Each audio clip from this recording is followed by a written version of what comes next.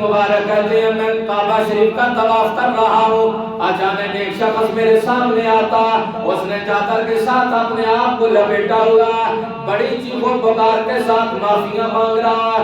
میرے دل میں خیال آیا نہ جانے اس نے کون سا جرم کیا ہوگا جو اتنی زارہ کتار سے رو رہا، اللہ کے حضور معافیاں مانگ رہا۔ یہاں تو وہ منظر ہے کہ بندہ آتا ہے، نگاہ بعد میں پڑتی ہے، مالک گناہوں کو پہلے معاف فرما دیتا۔ لیکن یہ کیسا بد نصیب ہے جو اتنا چیخ و پکار کے ساتھ اللہ کے حضور معافی مانگ رہا لیکن معافی نہیں مل رہی۔ حضرت عبداللہ بن مبارک کہتے ہیں میں طواف کا چکر لگانے کے لیے جب نکلا، میرے کانوں کے اندر آواز پڑتی ہے عبداللہ بن مبارک جاؤ اس بد نصیب کو کہہ دو کہ اللہ نے تیرا حج قبول نہیں فرمایا۔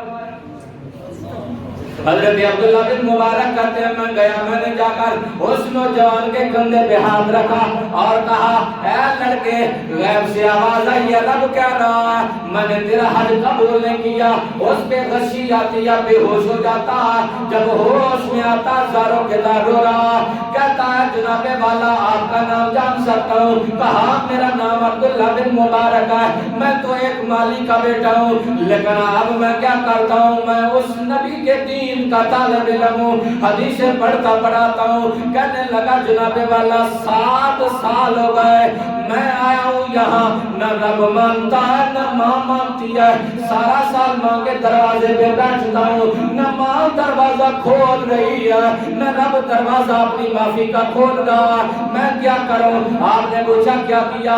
کہنے لگا میں نے ماں کو دھکے دیے، تندور کے اندر گرا دیا، میں وہاں سے نکلا ہوں، مجھے احساس ہوا میں نے حج کیا، لیکن حج کرنے کے بعد صدا آ جاتی ہے میں نے تیرا حج قبول نہیں کیا، میں پھر واپس چلا جاتا ہوں، ماں کے دروازے پہ معافیاں مانگتا ہوں لیکن ماں معاف نہیں کرتے۔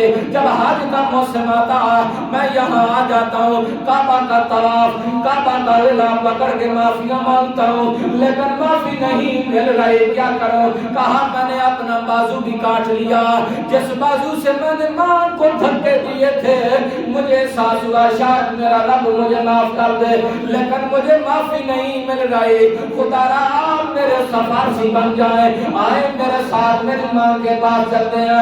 حضرت عبداللہ بن مبارک کہتے ہیں میں اس کا سفارشی بن گیا، اس کے ساتھ اس کے ماں کے دروازے پہ جب گئے، میں نے کہا دستک دو، بیٹے نے دروازے پہ دستک دیا، اندر سے ماں پوچھتی ہے کون ہے؟ میں نے کہا بولو میں بیٹا آیا ہوں۔ کہنے لگا ماں میں تیرا پتر آیا گا، ماں رو کے کہنے لگی ہے بے ظالمہ آج پھر میرے تے ظلم کرنا آیا ہے۔ حضرت عبداللہ بن مبارک کہنے نے میری آنکھاں چویں آنسو آ گئے نے، میں انہوں کیا اس ظالمہ 7 سال ہو گئے نے، تیری ماں آدمی تیرے زخم زندہ رکھ کے بیٹھی ہے، اتنا ظلم کروایا ہے، لیکن حضرت عبداللہ بن مبارک کہنے نے میں دروازے تے دستک دیتی ہے کہ میں گیا ہے میری ماں آج تیرے دروازے تے کلا تیرا بیٹا نہیں آیا، تیرے نبی دیاں دی پڑھن والا عبداللہ بن مبارک بھی آیا ہے، ماں نے دروازہ کھولیا ہے۔ حضرت عبداللہ بن مبارک کہنے نے میں اندر گیا، میں نے ماں کے ہاتھ جوڑے نے،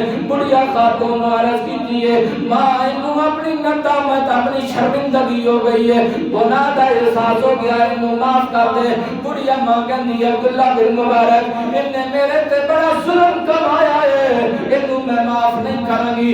عبداللہ بن مبارک کہنے نے میرے لبا جو نکلیا ہے، میری ماں انہیں اپنا بازو ہی کٹ لیا ہے، جس بازو دلال نے تن تھکے دیتے نے، جدو ماں نے سنیا دوڑ کے گئی ہے، بیٹے دا جدو چادر ہٹائی ہے بازو کٹیا ہے، ماں نے سینے نہ لالیا دے کرنی کی ہے، بیٹا میں مر گئی ہنڈی تو بازو کیوں کٹیا جا میں تن معاف کیتا ہے۔ حضرت عبداللہ بن مبارک کہنے لوگو رب کعبہ دی قسم ہے اے ماں دے لبا دے آواز آئی ہے بیٹا جا میں تن معاف کیتا ہے، وہ تو ہاتھ دے گا پیچھو آواز آمی ہے۔ عبداللہ بن مبارک انہوں کہا چھڑون تن کعبے آن دی بھی لوڑ نہیں، رب نے تیرے ستے حج قبول فرما لے۔